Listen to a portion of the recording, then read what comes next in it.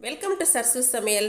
இன்றைக்கி நம்ம வடை, போண்டா, பக்கோடா மூணுமே ஒரே மாவில் பண்ண போகிறோங்க. அதுவும் பக்கோடா வந்து கீரை, முந்திரி எல்லாமே போட்டு செய்ய போகிறோம். ரொம்ப டேஸ்ட்டாக இருக்குங்க. இதுக்கு வந்து நம்ம கடலைப்பருப்பு ஊற வச்சு தான் பண்ண போகிறோம். வடைப்பருப்பு அப்படின்னு கடையில் கிடைக்கும் இல்லைங்களா, அந்த வடைப்பருப்பு ஊற வச்சு தான் நம்ம பண்ண போகிறோங்க. வாங்க இப்போ வீடியோக்குள்ளே போகலாம். இந்த லிஸ்ட்டில் கொடுத்துருக்க சர்சு ஃபுட் ப்ராடக்ட்ஸ் பொடிவைகள் எல்லாமே எங்ககிட்ட கிடைக்குங்க. தேவைப்படுறவங்க இங்கே கொடுத்துருக்க வாட்ஸ்அப் நம்பரில் காலை 10 மணி முதல் இரவு 7 மணி வரைக்கும் எங்களை தொடர்பு கொள்ளலாங்க. நான் இன்றைக்கி வடைப்பருப்பு ஒரு 1/4 கிலோ அளவுக்கு ஒரு 2 மணி நேரம் ஊற வச்சுட்டேங்க. 2லேருந்து 3 மணி நேரம் நம்ம நல்லா ஊற வச்சுக்கணும். அப்போ தான் அரைப்படும். இதுக்கு வந்து இஞ்சி பூண்டெல்லாம் போட்டு அரைக்கணும். இந்த இஞ்சி பூண்டு வந்து எல்லா மாவுலேயும் ஒன்றா போட்டு அரைச்சா அது வந்து நைஸாயிரும். அதனால் கொஞ்சம் கடலைப்பருப்பை ஊறினதை மட்டும் எடுத்துகிட்டு நான் அதில் வந்து இஞ்சியை கட் பண்ணி போட்டு பூண்டு 4-5 பல் போட்டு இதுலேயே நம்ம தேவைக்கு மிளகாயும் சேர்த்துக்கலாங்க.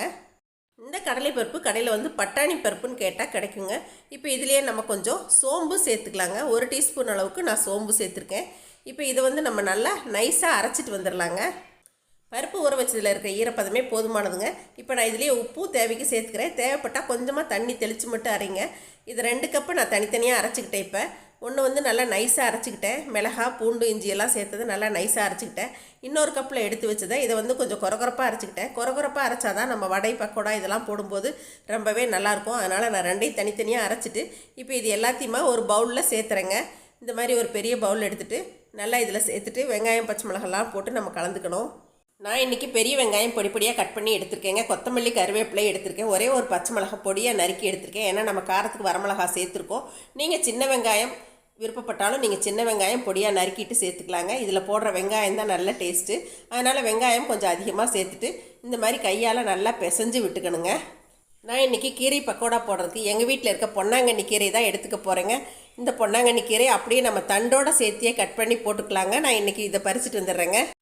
டீ கடையிலலாம் பார்த்தீங்கன்னா அரைக்கீரை சேர்ப்பாங்க. நம்மக்கிட்ட எந்த கீரை இருக்கோ அதை சேர்த்துக்கலாங்க. பொன்னாங்கண்ணி கீரையும் சேர்த்து செய்யலாங்க. எங்கள் வீட்டில் பொன்னாங்கண்ணி கீரை நிறைய இருக்கிறனால நான் இன்றைக்கி பொன்னாங்கண்ணி கீரை தான் போடுறேங்க. இப்போ இந்த வடை மாவு நம்ம எடுத்து வச்சுருக்கோம் இல்லைங்களா, இதை வந்து நம்ம வடைக்கு தனியாக ஒரு கப்பில் எடுத்து வச்சிடலாங்க. பக்கோடாவுக்கு தனியாக பிரித்து எடுத்துக்கலாம். இப்போது நம்ம இந்த வடை மாவில் கொஞ்சம் பெருங்காயத்தூள் சேர்த்துக்கலாங்க. நான் முன்னாடியே சேர்த்துருக்கணும். இப்போ நான் அதுக்கும் சேர்த்துருவேன். இப்போ இந்த கீரை வந்து பொடியாக நம்ம நறுக்கி இதில் சேர்த்துடலாங்க. நல்லா பொடியாக நறுக்கிடணும். நான் முன்னாடியே ஆல்ரெடி இதை நான் வந்து சுத்தம் பண்ணிவிட்டு நான் நறுக்கி எடுத்து வச்சுருக்கேங்க. இப்போ இந்த கீரை சேர்த்துட்டேன். நம்ம இன்னும் கொஞ்சம் இதுக்கு நம்ம வெங்காயம் சேர்க்கலாம். ஏன்னா பக்கோடாவை உதிர்த்தி விடும்போது வெங்காயம் சேர்த்தா தான் டேஸ்ட் ரொம்ப நல்லாயிருக்குங்க. அதனால் வந்து வெங்காயமும் நான் கொஞ்சம் பெரிய வெங்காயம் நறுக்கி சேர்த்துட்டேங்க. இப்போ இதுலேயே நான் கொஞ்சம் வடைப்பருப்புலேயும் கொஞ்சம் பெருங்காயம் போட்டு நல்லா மிக்ஸ் பண்ணி விட்டுக்கிறேங்க. இப்போ இதுலேயே ஒரு 10 போல் முந்திரி உடச்சது சேர்த்துக்கிட்டேங்க. கொத்தமல்லி இலையும் சேர்த்துக்கிட்டேன் இந்த கீரை பக்கோடாவுக்கு.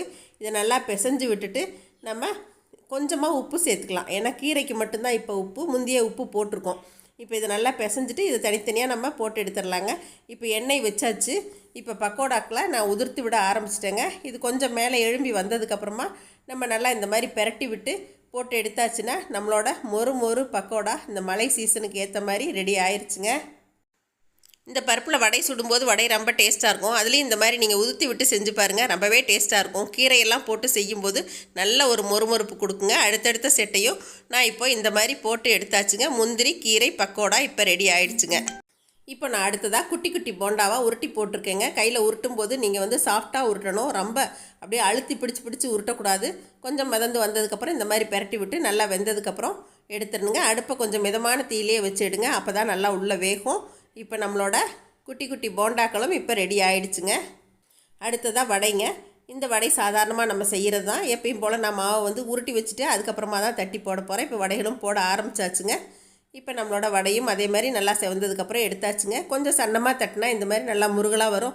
அதனால் நான் சன்னமாக தட்டியிருக்கேன். இப்போ நான் ஒரே மாவில் வடை, போண்டா, பக்கோடா செஞ்சு காட்டினது உங்கள் எல்லாருக்கும் ரொம்ப பிடிச்சிருக்குன்னு நினைக்கிறேங்க. கண்டிப்பாக நீங்களும் ட்ரை பண்ணி பாருங்கள். இதை பார்த்துட்டு எப்பயும் போல் உங்களோட ஃபீட்பேக் சொல்லுங்கள், ஷேர் பண்ணுங்கள், சப்ஸ்கிரைப் பண்ணுங்கள். தேங்க்யூ. சர்சு சமையல் பாருங்கள், சமையல் நல்லா பண்ணுங்கள்.